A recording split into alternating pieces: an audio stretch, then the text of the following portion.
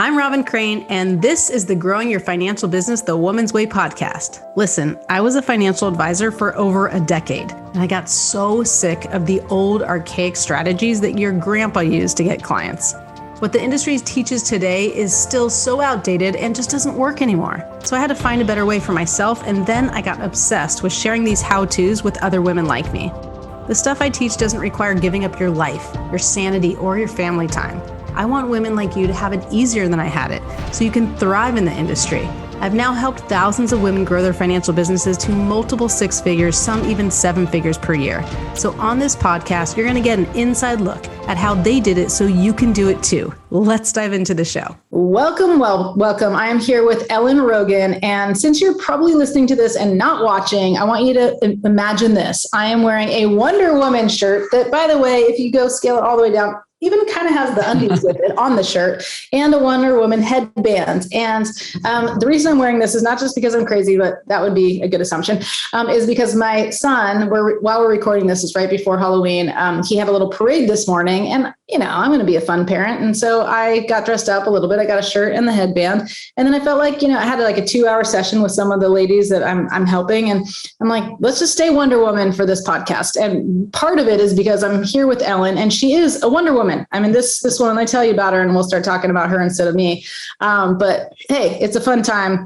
So I figured we'd have fun. So Ellen is a TEDx presenter, and her work has been quoted in such national publications as the New York Times, Money, Time.com, Forbes, and the Huffington Post. Also, she's a co-author of the New York Times bestseller, Picture Your Prosperity, Smart Money Moves to Turn Your Vision into Reality.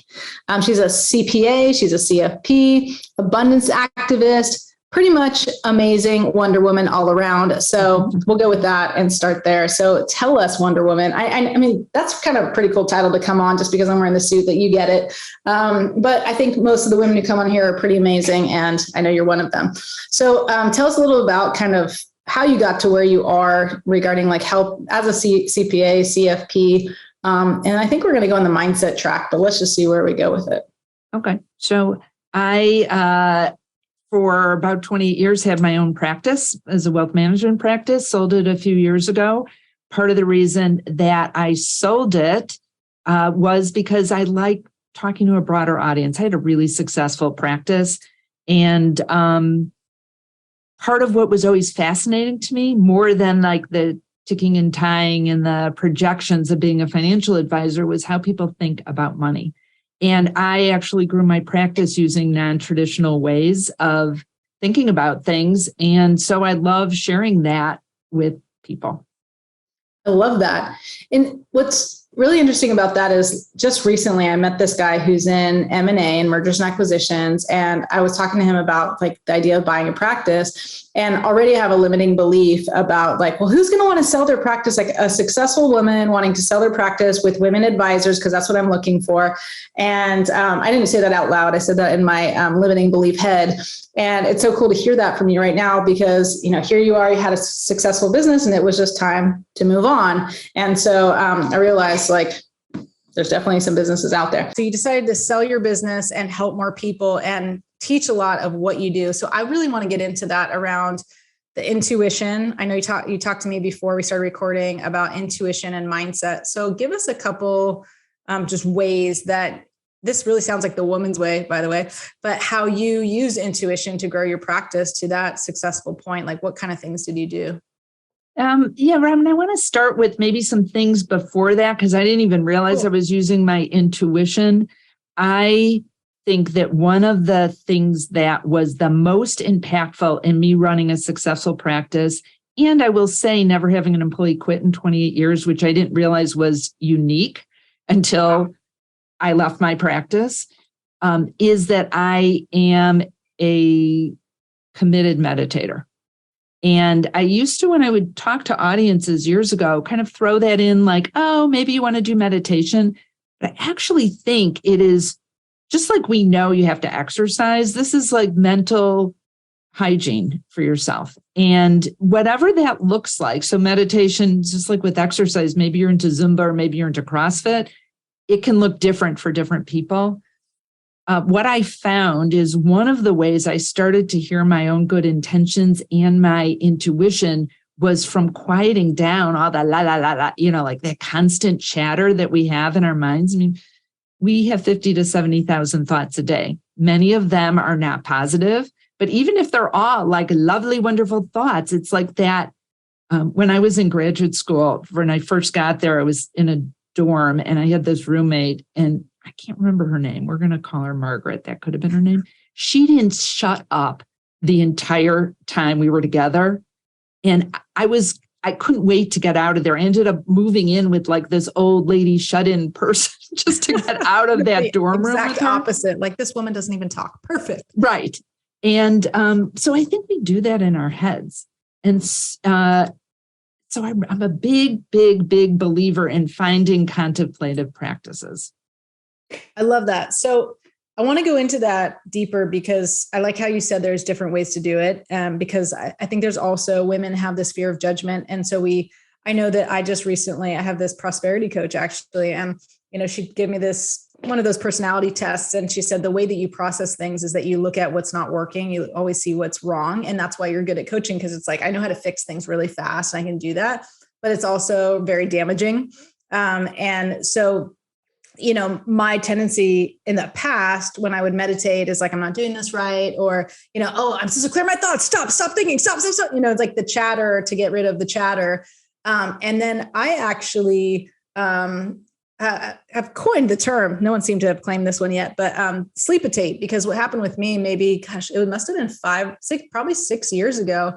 And it was more about, I was trying to get pregnant, and I started listening to this Kelly Howell meditation, and it's just like, I actually still listen to it today, almost every day or every night really. And I listen to that. And I would never say I'm a committed meditator, because I feel like it's a cop out when I just sleepitate, because I just listen to it and fall asleep. However, I do feel like it really enters the unconscious mind, and it has helped me tremendously, even just listening to music to go to sleep. So I really like to hear how you did it, and kind of the variations of it as well that helped you so much. Yeah. Well, and I actually, after I saw my practice, got trained in mindfulness, which I don't really go out and teach specifically. I incorporate it in some of the other things I do. What you said is super common. People are like, I'm not doing it right. I can't calm my mind down. And what I think is a misconception is that when you meditate, it's all like silent, and it's like the calm lake with no ripples or anything. The actual benefit of meditation is to go from, let's say you're doing a mindfulness meditation where you have your breath as the thing you're focusing on. It's not that you did it wrong if your mind wanders, because that's what our minds do, is wander.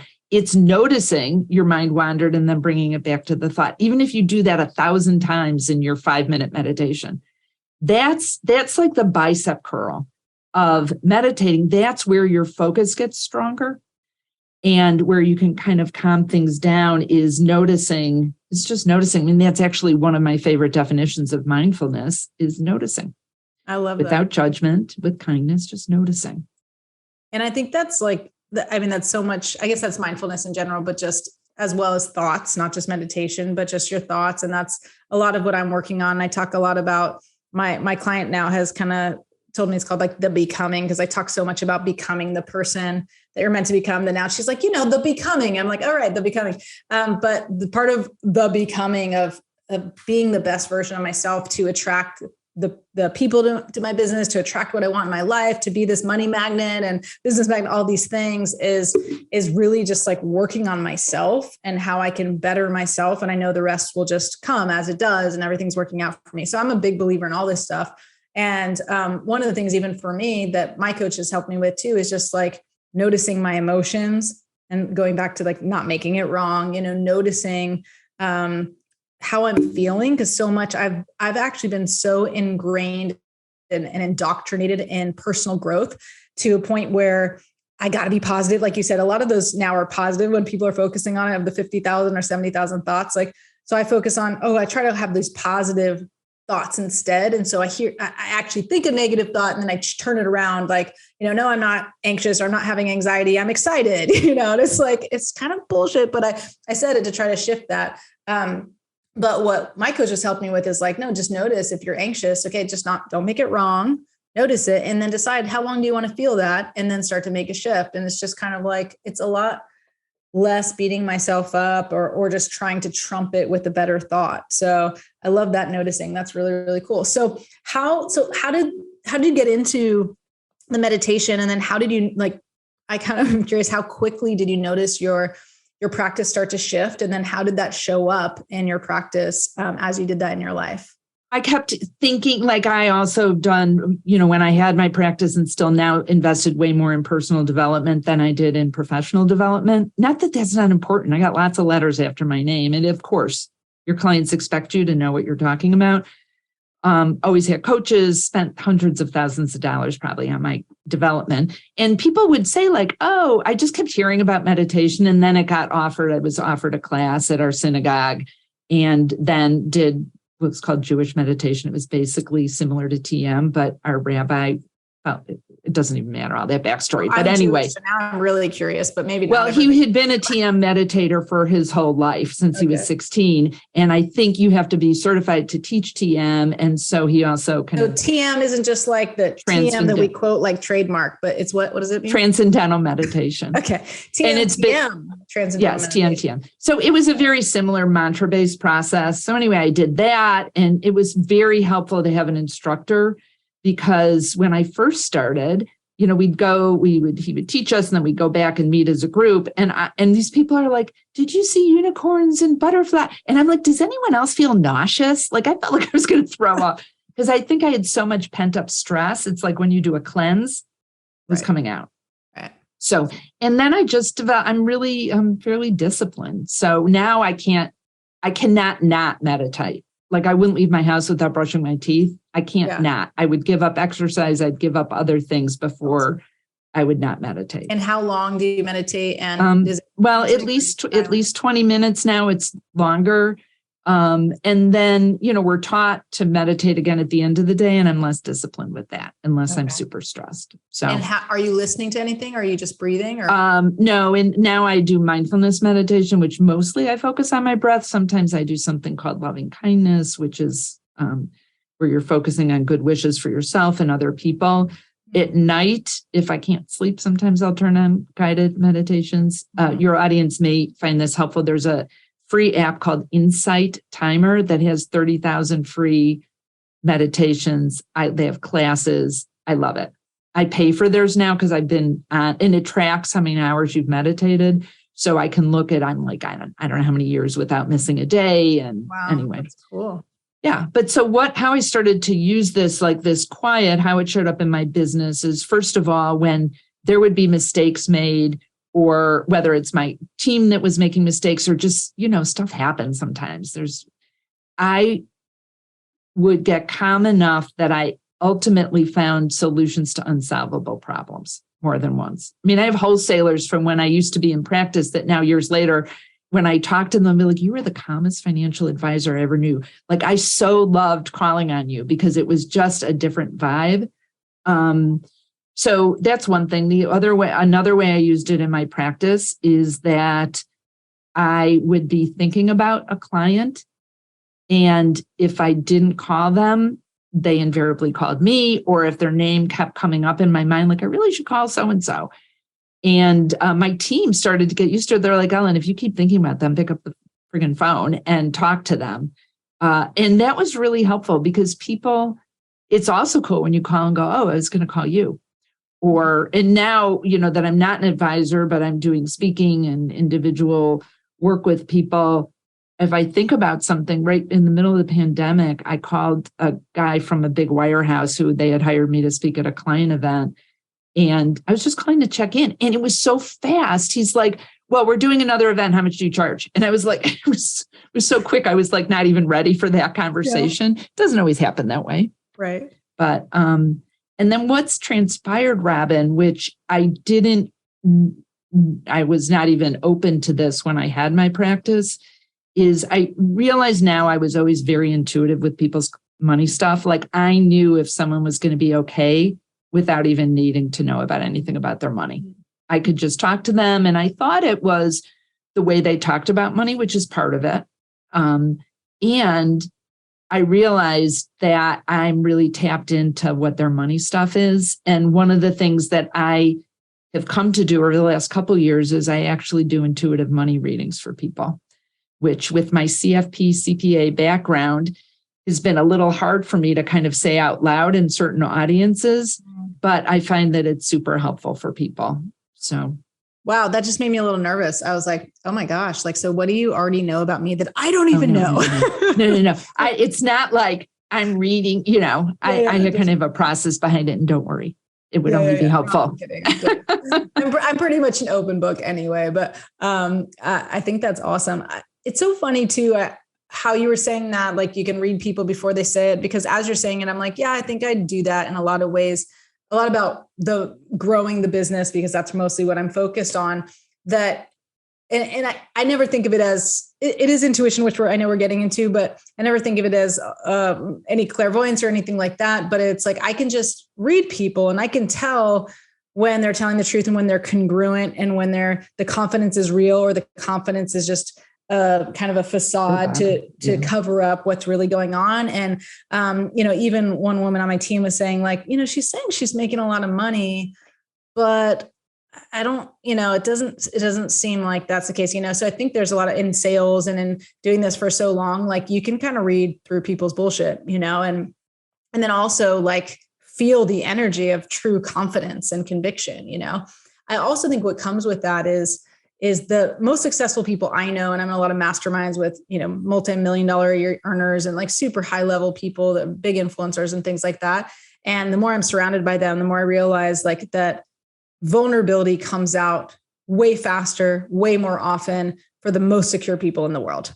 Like the most secure and the most confident people in the world are willing to be vulnerable like that. Whereas I've even had people on this podcast, and I used to try to get to like the hot spot sometimes. And I'd be like, tell me something like that where you really struggled. And you could tell they didn't want to tell me the exact thing. They kind of skirt around it, like as if it's just kind of a, it's a general, we all struggle, but didn't want to go there. And I'm trying to go there. Even one of my clients who lost her spouse, I had her on the podcast. I did that. And it was really hard for her. Like she was in tears, but I'm like, I knew it'd be more transformational. She told the actual components of the story and how she felt and all that stuff. And so I knew she was my client, that I could push her a little bit, but then she got so vulnerable and I'm like, oh, that was just so much more valuable. So I'm just a big believer in vulnerability and all that. And that like the confidence comes out with the vulnerability, which it seems kind of like obvious to me, and probably been around it so long. So I love that. So that kind of brings us a bit to intuition. So take me there, and just how you use intuition and how we can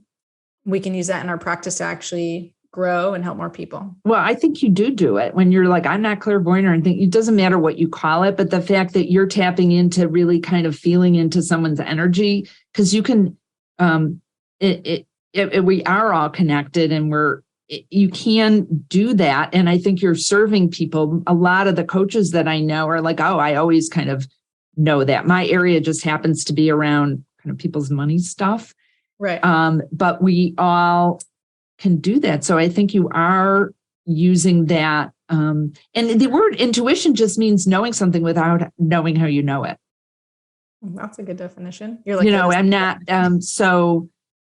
and women, I think, trust it a little bit more, or they can learn to trust it a little bit more. And there's fun ways, like where I still always do this with, I kind of work that intuition muscle, is even things like driving home. My office is 15 minutes from my house. I can go home a bunch of different ways. And sometimes I'll just kind of feel into, should I turn right here? Should I go a different way? And do I know if I saved time or missed an accident? I don't know, but I like that feeling into, no, this feels right. Awesome. And I think this, like, how did that land as far as like the people around you in this business? Because like you said, I didn't always tell people this. There was certain circle, I didn't always say that. So as you were getting into meditation and really like the calm advisor that the wholesalers knew and those shifts, did you get pushback? Did you get the old boys club kind of like, no, this is not going to work to agree, but like what kind of adversity did you get? Yeah. I wasn't talking to money back then, like I do now, but the intuition or the calm part, I was affiliated with a company at one point, And part of the way I grew my business, and I still do, is through visualization, like picturing that right outcomes. And I remember sharing that. And he was like, so I got pushback on that, like using, that's what I mean, like non-traditional ways. But to me, the visualization is like, now it's really proven what a powerful tool it is. You're training your brain. And I don't even know if I talked about, there was a lot of stuff I think I didn't talk about early on, especially with clients. Like I was trained in feng shui and my team knew, but I didn't want them to think I was like a weirdo, not grounded with the credentials that I have. Right. And so moving out of that identity, but A, I think people are way more open now. And B, to your point, the more confident I got, like I was a really good advisor, that I didn't worry about that as much. And then if it wasn't right for that person, I didn't need to tell everybody everything either. Mm-hmm. Awesome. So what would you say to someone, because it's easy for us to say this, like vulnerabilities help me. And I know like the more I focus on me, the bigger my business gets, and visualization, like all this kind of somewhat airy fairy stuff and all that. But what would you say to someone who's kind of in the thick of it, where everything they're learning about growing their business is the traditional way, which I call the old archaic model, which exists today. I started over 15 years ago as a financial advisor, and the same thing is being taught. And that was 15 years ago. And it wasn't taught 15 years ago. It was taught 30 years ago. It was taught 40 years ago. And it's still being taught today. And it's like, they're kind of on this, like, I got to wear the suit and I got to look the part and I got to be the man to grow the business. Like, what would you tell them, or what advice would you give them, or even practical things they could do to step into who they're meant to be and step into that person and start to still get what they want without playing that part? Well, if they aren't being who they are authentically, they'll be less successful and they won't want to be in the business because they're just no fun, right? And maybe they could be successful, but I talk about kind of going with the current or against the current, and going against the current are scarcity thoughts. That's when things are just harder, feels restrictive, not expansive. It tends to be aggressive competition, which is old school financial services. And with the current, which is more prosperous thinking, is collaborative, relational, generous. Women are, in general, not all women, are just more awesome at that.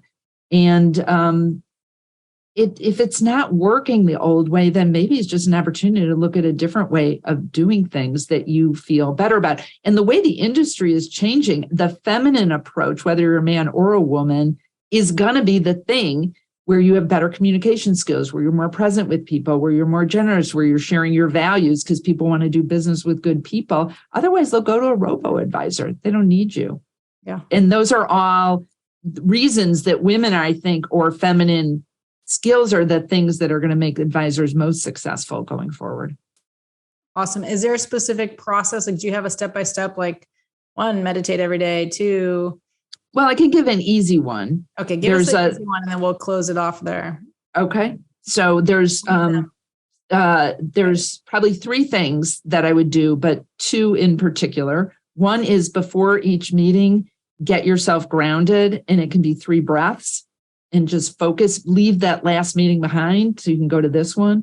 And the second thing is, in your mind's eye, vision exactly how you want the meeting to go, how you want to feel, what your intention is, how you want your client to feel, all the way through to whatever the last step is you want to have happen.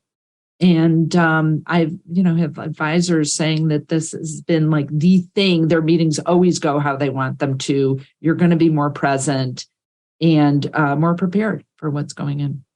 I love that. And I love the breaths. I actually just went to this expansion retreat, and I just am so obsessed with like just working on me to be a better, person and better business owner and better mom and a better everything, so I can attract what I want.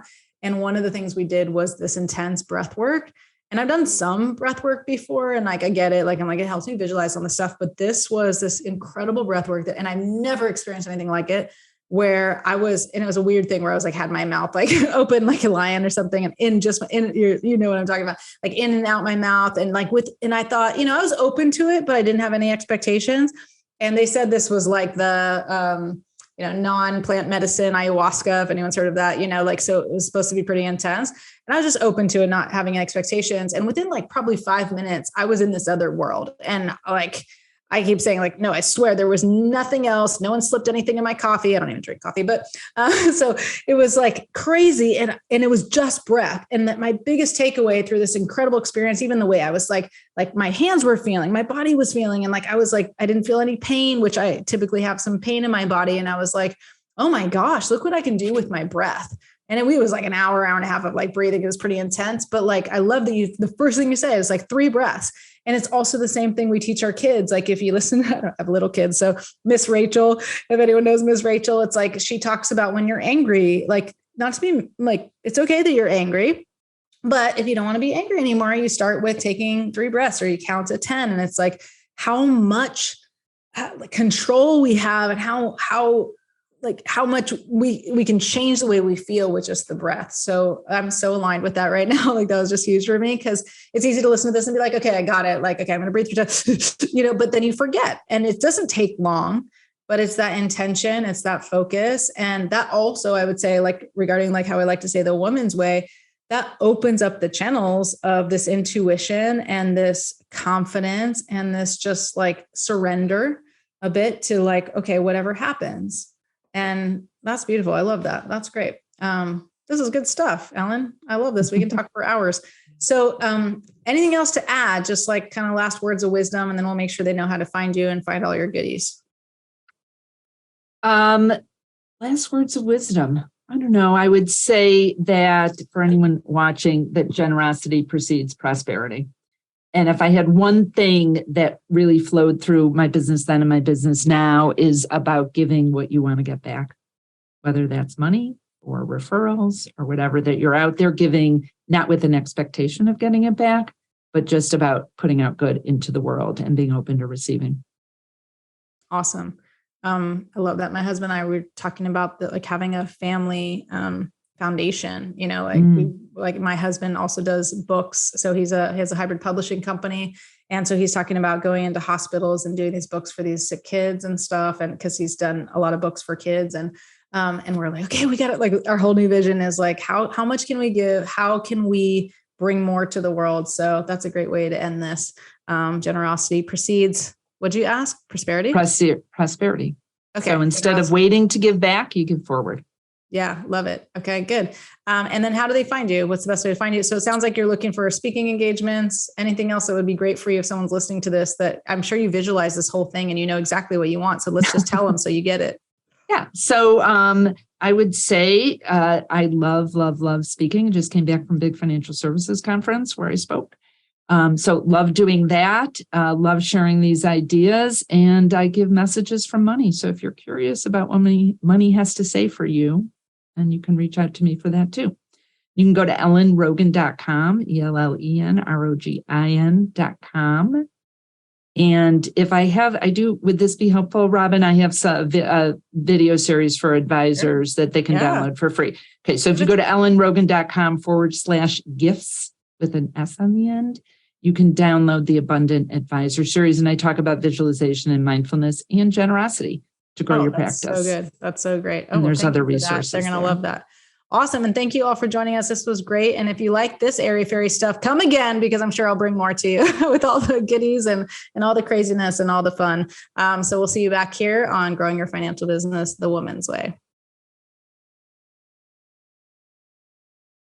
I actually have the link for the tag challenge, the appointment generator challenge. So instead, you can just go to femalefinancialadvisors.com and register right now so that you can get 5 quality appointments in just 5 days. Now, this is not around, you having to talk to friends and family and get all awkward. This is not about you having to spend marketing dollars online or create a whole funnel. This is going to be easy. It's simple. It happens in 5 days. If I can get you 5 quality appointments in 5 days, then you know that you can have the best year of your life, because you just need to get in front of more of the right people. We will walk through it together as we do it. So do not miss this. And if You can, if you're smart, do VIP, spend a few extra bucks, and you can actually spend time with me on Zoom where I can connect with you, get to know you, and really help you get those quality appointments so that you can grow your business. And go ahead again, register at femalefinancialadvisors.com. You'll find it all there. It's happening, coming up very, very soon. So make sure to register, claim your spot, get in on this, get excited about it, block your calendar, because you need to spend about an hour to an hour and a half a day with me on the Thursday, Friday, Monday, Tuesday, Wednesday, so that you can get these results. And it does work. The most appointments I think we got in those 5 days, someone, I think it was Dana, got 33 appointments. So you could be my best student and go well beyond the 5 quality appointments. Go to 10, go to 15, go to 20, and set yourself up for the best year ever. Can't wait to see you at the Tag Challenge. See you there. Thank you again for listening to Growing Your Financial Business the Woman's Way.